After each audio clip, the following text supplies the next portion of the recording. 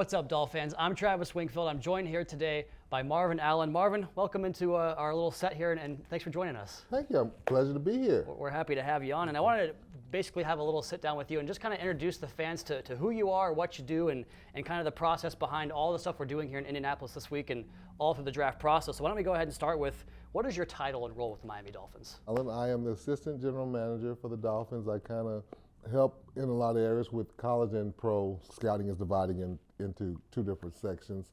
College, which is why we're here, which is, looking at college guys coming out, and pro guys, which are guys that are going to be free agents that we will, pursue. So let's talk about a couple players you guys have brought into the program over the last several years. And why don't we go ahead and go to Alabama and start with quarterback Tua Tagovailoa. Just off the top, what are some things that really stood out about Tua's personality and his makeup that made you think that he was a fit for the Miami Dolphins when you first kind of started the process there? Well, if you remember the way Tua first came into the game in Alabama, he came in and rescued him, in the championship game, and just showed all the poise and, instincts and anticipation that you would want to see. And to do it at such a high level at the spur of the moment was just, that was phenomenal. And then we were able to start tracking him as he pursued his career, and then to get to know him, through the years, and just his leadership he's more of a leader by example, but he is a cool, calm, collected customer, and he's really kind of like a lion. You kind of like, it's a lot of stuff rumbling on inside, and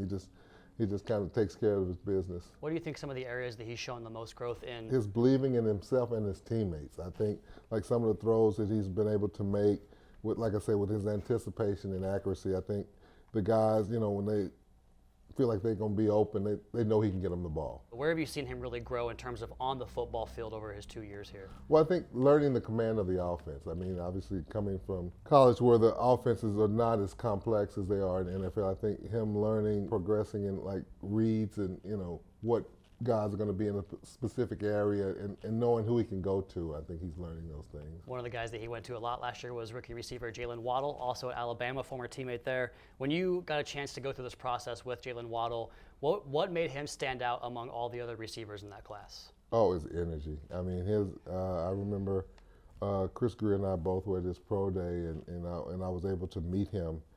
And he was just a ball of fire, just energy, and then to see the explosiveness that he had on the field, that he carried that personality to match, and just you just like, this guy's going to be something. It matches the personality of the way he plays. It's uncanny that way. So you first noticed the energy with him and the speed on the football field. I guess that's kind of a personality character trait too, but is there something else that you guys kind of uncovered about him? Because we know the high energy and the fun-loving kid, but what about from a work standpoint, or just something about him that stood out other than energy? Well, just the general toughness. I don't know if people remember, he got hurt his senior year and he missed, and he worked to come back to play in a championship game, and he was limping, but that's how much a competitor that he was, and it showed the toughness that he wanted to be out there with his teammates. And he's not the biggest guy in the world, but for him to be out there mixing it up with those guys after having that kind of injury just showed the kind of competitor that he is. So when you were discussing the factors that weighed into whether or not to go to Waddle or somebody else in that draft, what ultimately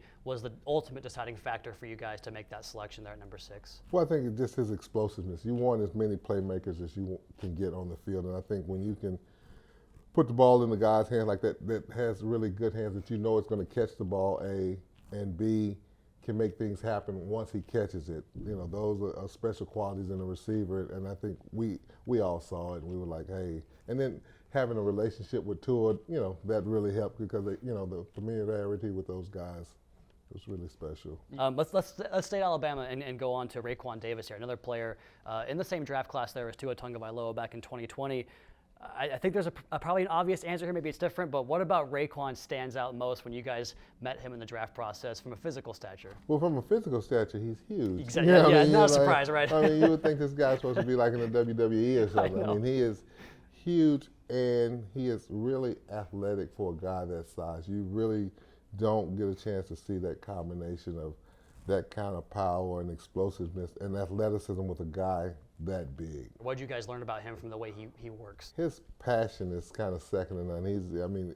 He's got an infectious personality. If you ever get a chance to meet him, you can hear him before you see him, and he is just a wonderful person.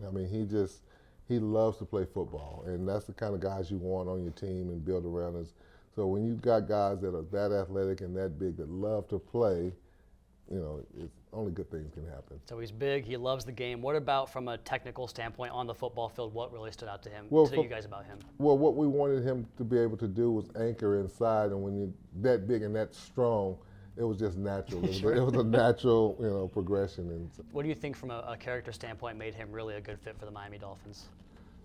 He's selfless.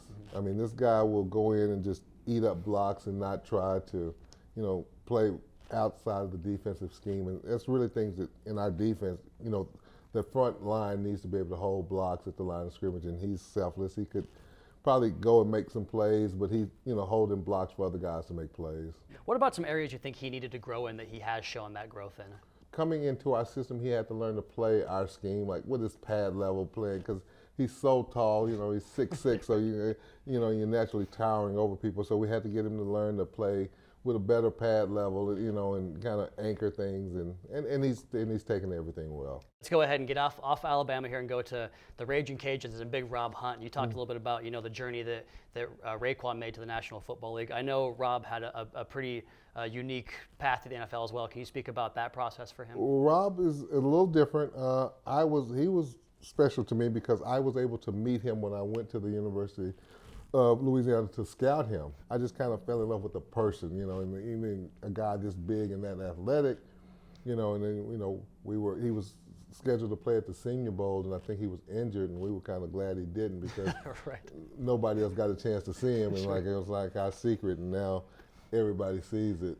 So I'm curious, because this is kind of off the radar here, but when I watched him at Louisiana, I laughed a lot watching him because he was doing things that just did not look like he belonged on that field. Like, did you kind of get a bit of a chuckle watching his college tape? Yes, because he was dominant, right? He was so dominant, and he was that athletic, and people got a chance to see a glimpse of the athleticism on the touchdown that wasn't, that, right. but right. I mean, that showed his athleticism and his power. And he's just a great person, and he's like, okay, well, we can build with guys like this. What were some areas that you believe that he needed to grow, and kind of how has he progressed in those areas? Well, I think just learning to play offensive line in the NFL. I mean, because they're not as technical, sometimes in college, and having to learn the techniques and the verbiage of the plays, and still work with your footwork and your techniques and stuff. It was a growing process for him. Marvin Allen, Assistant GM for the Miami Dolphins. Marvin, appreciate your time today. No, thank you for having me. Appreciate it.